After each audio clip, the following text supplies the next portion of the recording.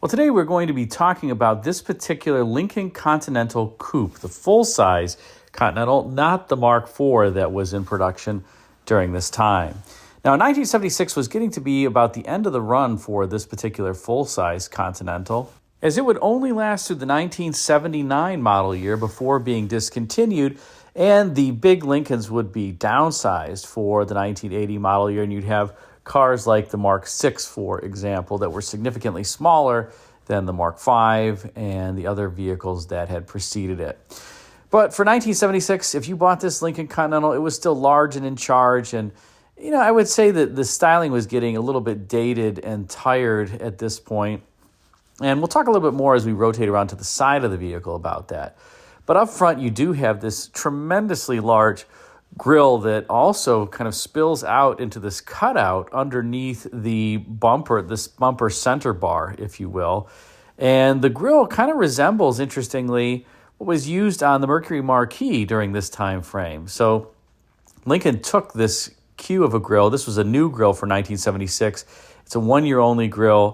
The 1977 would be the, I'll say, more Rolls-Royce style grille in that particular model year. But for 1976, Lincoln used what was really almost a Mercury grille on this particular car. And that's strange because you don't really want to trickle a design look up. You want to go from the top down. But hey, that's what they did. Regardless, you do have quite a few typical Ford and Lincoln cues during this time. You have the hood that has the prow in the middle, that elevated section with the crease.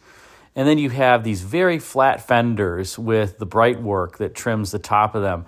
That would really date all the way back to the 1961 Continental. So Lincoln was still using that same design language here.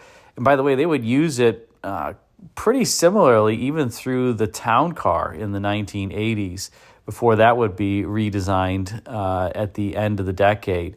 So this was a styling philosophy that, like I said, was getting a little bit aged during this time, but some people certainly liked it. This is a front end also you could never do today. I mean, this is clearly not aerodynamic by any stretch of the imagination. Air is going to get trapped in between kind of that center section here and then the fenders that protrude outward. So again, not something that you could do today, but something that a lot of people identified with back then. Now, as we rotate along to the front three-quarter view, you can again see this philosophy that was very similar to the 61 Continental in so many ways. And this is obviously many model years later, 1976 versus 1971. But take a look again, you see that it's perfectly flat, the fender profile, and the quarter profile is pretty much perfectly flat as well. You also have the little check in the belt where it kind of kicks up around the rear quarter window. That was something that you would see on the 1961 Continental as well. Of course, the 1961 Continental didn't have a two-door when it was first initiated, but it still has the same design philosophy. Then you've got this crease that runs below the top of the fender and runs the entire length of the car. As it comes to the front of the car, it kind of loops around and down to mirror the fender profile. That was something that was done similar to the design cue on the Continental Mark II in 1956 and 1957, that crease that runs the body side. Lincoln designers wanted kind of the same feel on this particular generation Lincoln, so they put that crease there. And so this car has elements of the 56 Continental Mark II, and it has elements of the 61 Continental, clearly far more of the 61 Continental. You also can see in this particular shot really the clay modeling philosophy at Ford, which was much more architectural than it was at General Motors, where there often was a lot more surfacing on the side. Here, take a look at, you have the body side that has effectively one continuous surface and one form all the way back down the car, almost as though you could just take a template and drag it all the way down the side of the car without any change. And that was how Ford modeled a lot of their vehicles. They actually did have templates that they dragged across the clay like that. And that's one of the reasons why the Fords look the way that they do. Another reason why, if you look at GM cars of this era or before, they'll tend to have more complex surfacing or shapes on the body side because they didn't use that same type of template dragging across the entire vehicle. They may have used it for a portion, like the lower rocker area, but Ford tended to use that more, I would say, profoundly and on a number of surfaces than General Motors. As we take a look at the driver's side, there's one other interesting design element here that I'll point out, and that is this body side molding, this very thick, chunky body side molding that runs the lower, and it's colored the same as the half vinyl toupe roof on this car, as well as the interior. I don't know if it was true for this particular Continental. It was true on the Mark IV, because I listened to an interview with Don De La Rosa, who was a styling leader at Ford during the time, and he said that somebody on the design team actually went into a hardware store at a particular point in time and got a piece of molding and then modeled for their house, actually, and then modeled that particular piece of molding as the body side molding on one of the cars.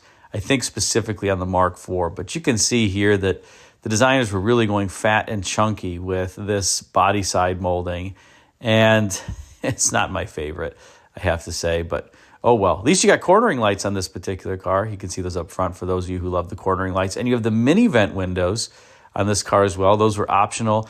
When you activate the power window switch, the mini vent goes down first, then the full glass. There's no way to just put the, let's say, full glass down and leave the mini vent. That was how they operated. And just to further show you how flat the fenders and quarters are on the belt line on this car, take a look at this side view. It's just completely flat, almost too flat, and it makes it look like the car at the front is kind of rising upward, because that's what your eye does when it sees a perfectly flat line. That's why in Greek columns, as an example, in Greek architecture, you see what's called entasis, where the top of the column kind of tapers slightly, and that's to just help your eye and give the column the right look. It's also why sometimes in some cars, not this one, but you'll see the lower rocker section in between the wheels, particularly on longer wheelbase cars. You'll see designers kind of scallop that section out so that in the middle it has a thinner width than toward the wheels. That's so it doesn't look like the car has a sag in the middle. And that sag is just your eye playing tricks on you. It can be perfectly level, but that's one of the things that you learn as a designer if you're doing architecture. You have these little tricks so that you correct what your eye otherwise will misinterpret. Well, here, there's no correction. Let's just say they just have the flat fender profile. It would be great, like a GM car, you'd have the front, like the leading edge of the fender, just dip down a bit. And that's what the Mark IV did. It had this beautiful taper to the front and the rear. But that Mark IV was done in a totally different design philosophy from the 61 Continental, as well as the cars that came after it, like the Mark V, which would be this very flat, level profile.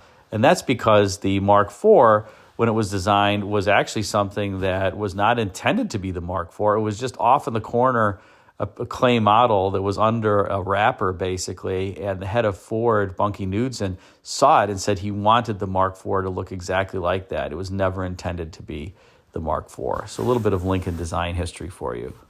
Now, as we rotate around to the rear of the car, you'll notice that there's a lot of symmetry between the front of the car and the rear, particularly in the quarter profile and how the rear quarters pull out from the deck lid. And unfortunately, you have these big railroad tie bumpers. Ford, of any of the big three, I think had the hardest time with these impact bumpers. They certainly had the largest offset in many cases, and it just doesn't look all that great. You want that bumper tighter to the body for a better look. But one of the things that always interested me is that Lincoln for many years had this strange logo for the trunk lock cover. It's kind of a Lincoln logo, rotated sideways, kind of not. But they had that for many years, and I'm not quite sure why they couldn't fit the standard Lincoln logo there. But this is what they did. So there were different variations of the Lincoln logo over the years, of course. But this one was always interesting to me. I don't think it appeared anywhere except on the trunk lock cover. Then you have some finely detailed trim that encapsulates the reverse lights inboard of the tail lamps on either side with some little, I guess, filigree kind of design. It looks okay. Not necessarily my favorite, but you certainly have a distinctive signature when you're going down the road in one of these vehicles. And I do like how the tail lamp kind of forms a continuation of the quarter panel from a styling perspective. I perhaps wish that it had a little bit less chunky bright work and thinner bright work, but the chunky bright work is in keeping with this car. Nothing about this car is dainty or understated. It's large and in charge and proud of that. In fact, to my eye, it might have looked better if they had bestowed upon the tail lamps a similar treatment as the front turn signal indicators. Now let's shift to the interior on this Continental because it shares a lot of similarities with the Continental that was introduced in 1970, including the IP theme that would continue here all the way through 1977. In 1978, Ford would cheapen the interior of these Lincolns and go to the shared instrument panel that was employed on Fords and Mercury. So it got a little less Lincoln-y each year, and that was kind of the philosophy that was happening at Ford during this time frame. I'd say Fords that were produced after the 1974 model year, you really start to notice the cost cuts each year. They kind of got worse and worse and worse toward the end of the run as Ford was trying to save money. It was going through some financial challenges. And the Fords from the earlier part of the 70s, 1970 to 1974, if you're going to buy one, despite the fact that they generally have more horsepower too, well, maybe the 1970, 71 models, they just were better built cars with thicker sheet metal, thicker glass, more sound insulation, and more cost. By the latter part of the 70s, they were trying to cut weight and cost, and they just don't drive the same, to be honest.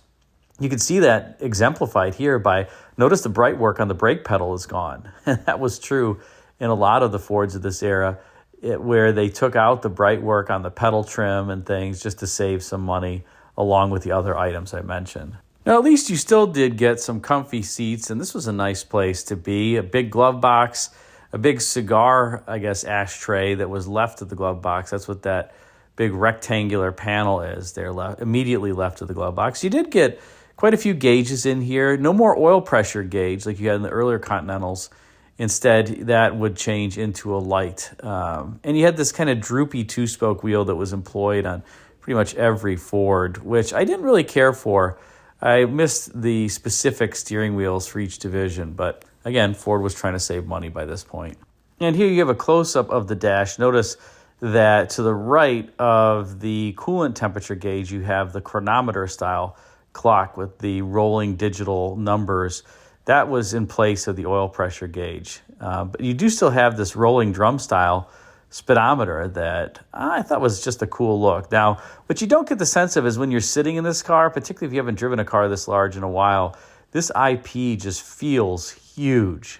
It's large, it's wide, it goes cross-car, and you just can't capture that, I would say, in the picture here. The sense of enormity when you're sitting in the driver's seat of this instrument panel and then the hood and those fender tops as you look out through the windshield. It's pretty amazing, and you get used to it once you've driven the car for a little bit. But certainly if you are driving a modern car and you rotate into this, it's a bit of a culture shock, shall we say.